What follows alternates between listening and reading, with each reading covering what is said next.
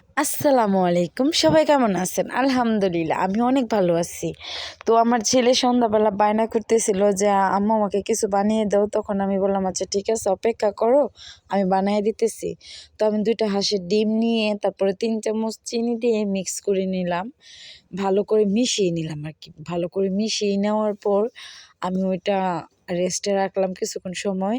পরে আবার মিশিয়ে নিলাম চিনির সাথে, জানি ভালো করে ডিমটা মিশে যায়। তো তারপর আমি ওকে বললাম যে রুটি নিয়ে আসো, আমাকে রুটিটা এনে দিল।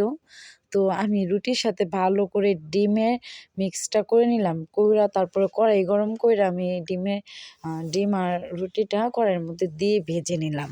তো মাঝখানে আমি একটা কিছু কথা বলে যাই ভাই ও আপুদেরকে যে প্লিজ আমার এই চ্যানেলটা সাবস্ক্রাইব করে দিবেন। আমি অনেক আশা নিয়ে একটা চ্যানেল খুলছি, সবার কাছে আমার একটাই অনুরোধ রইল।